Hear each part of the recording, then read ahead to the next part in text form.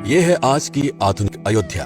तो चलिए इसे गहराई से जानने की शुरुआत करते हैं। बस अड्डा। राम मंदिर से 7 किलोमीटर की दूरी पर 14 बीघा जमीन पर 219 करोड़ की लागत से लखनऊ हाईवे पर नया बस अड्डा बनकर तैयार है। Railway station. मंदिर से 1 किलोमीटर की दूरी पर 240 करोड़ रुपए में नया रेलवे स्टेशन डिजाइन किया गया है। भविष्य में अयोध्या से दिल्ली, मुंबई, चेन्नई, बेंगलोर, पुणे, कोलकाता, नागपुर, लखनऊ और जम्मू जैसे शहरों के लिए विशेष रेलगाड़ियां चलाई जाएंगी। हवाई अड्डा। 1450 करोड़ रुपए में लगभग 1300 बीघे में फैला हुआ प्रयागराज हाईवे पर नाके के पास बनाया गया है नया एयरपोर्ट। यहाँ से राम मंदिर की दूरी से 12 किलोमीटर है। भविष्य में कई बड़े महानगरों के लिए सीधे उड़ानें उपलब्ध होंगी। घाघरा जलमार्ग। अगर आपके पास अपनी खुद की मोटर बोट है तो छपरा से घाघरा यानी सरयू नदी की सैर करते हुए लगभग 300 किलोमीटर नदी में चलकर भी अयोध्या पहुंच सकते हैं। भविष्य में इस रूट के लिए भी मोटर बोट चलाए जाने का प्रस्ताव है। राम मंदिर। अयोध्या के राम मंदिर की कुल कीमत है 1800 करोड़।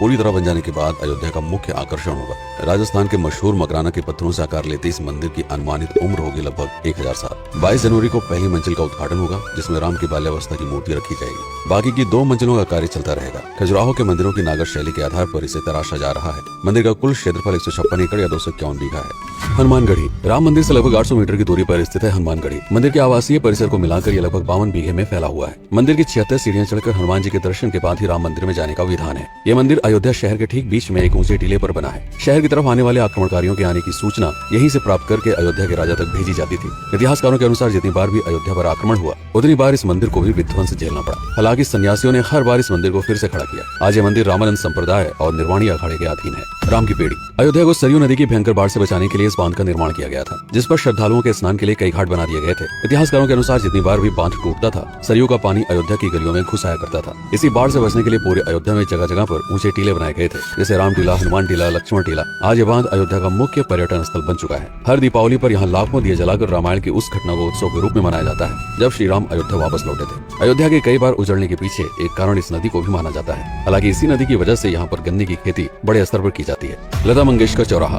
नया घाट और बस स्टैंड के पास ही अयोध्या का मुख्य चौराहा 6.7 करोड़ रुपए में बनकर तैयार हुआ है। पद्मश्री से सम्मानित राम सुथार जी ने 2 माह के कठिन परिश्रम के बाद इस 40 फीट लंबी वीणा को आकार दिया। 14 टन की इस वीणा को लता जी के स्मृति चिन्ह के रूप में यहाँ पर लगाया गया है। इसलिए इसका नाम नया घाट चौराहे से बदलकर लता मंगेशकर चौराहा कर दिया गया है। धर्मपथ। नया घाट से कुछ पहले सड़क के दोनों तरफ 30 फीट ऊंचे 40 सूर्य स्तंभ लगाए गए हैं, जिसे धर्मपथ का नाम दिया गया है, जो श्री राम के राजकुल सूर्यवंश का प्रतीक है। दशरथ समाधि स्थल। नए बस अड्डे के बगल से एक पतली रोड कछार से आगे बढ़ते हुए लगभग 12 किलोमीटर दूर ले आती है दशरथ समाधि स्थल, जो बिलहर घाट पर मौजूद है, जिसके बारे में मान्यता है कि यहाँ पर राजा दशरथ का दाह संस्कार हुआ था। राम मंदिर के साथ ही इस जगह को भी पर्यटन स्थल के रूप में विकसित किए जाने की योजना पर कार्य चल रहा है। भरतकुंड। अयोध्या से 15 किलोमीटर दूर है नंदीग्राम। यहाँ मौजूद तालाब को भरतकुंड कहते हैं। मान्यता है कि इसी जगह से भरत ने पूरे अयोध्या का राजकार्य संचालित किया था। पर्यटकों के लिए इस स्थान को भी विकसित किया जाएगा। गुप्तार घाट। राम की बेड़ी से सरयू नदी के किनारे चलते हुए 10 किलोमीटर दूर स्थित है गुप्तार घाट। ये कैंट एरिया में पड़ता है। इस जगह को श्री राम के जल समाधि के रूप में महत्व दिया जाता है। इसके अलावा अयोध्या नगर में हर गली में कई विशेष मंदिर हैं, जिनकी अपनी मान्यताएं हैं, कथाएं हैं, विशेषताएं हैं। पूरी तरह से विकसित हो जाने के बाद नई अयोध्या को पूरी तरह से जानने के लिए, इसका आनंद लेने के लिए कम से कम 3 दिनों तक यहाँ रुकने की आवश्यकता है। देश विदेश से ज्यादातर पर्यटक भारत आते हैं उत्तर प्रदेश में आगरे का ताजमहल देखने और प्राचीन नगर काशी और सारनाथ घूमने। प्रश्न ये है कि अयोध्या घूमने और श्री राम का मंदिर देखने के लिए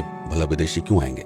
और इसका कारण है भारत में लिखी गई राम कथा की सबसे पहली और प्राचीन पुस्तक रामायण। भारत में रामायण के अलावा कंबोडिया में रीमकेर, थाईलैंड में रामकियन, जो कि वहाँ की राष्ट्रीय पुस्तक है, इंडोनेशिया में ककनिक, नेपाल में भानुभक्त रामायण जैसी पुस्तकों में वाल्मीकि की रामकथा से प्रेरणा लेकर इसे अपने अपने देश की संस्कृत के हिसाब से फिर से लिखा गया है।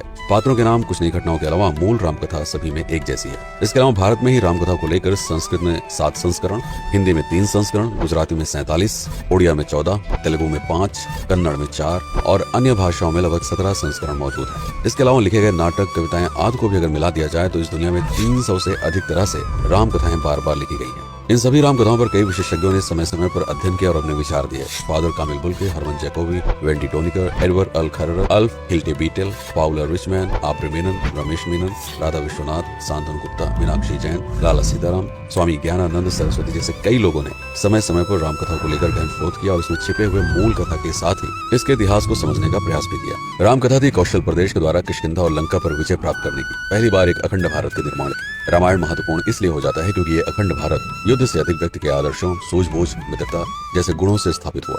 रामायण एक ऐसा डॉक्यूमेंट है जो ये समझाता है कि भारत पहली बार एक कैसे हुआ। इसलिए ये गाथा न तो कभी भुलाई जा सकती है और न ही कभी मिटाई जा सकती है। और आज की अयोध्या उसे अखंड भारत का एक प्रतीक है।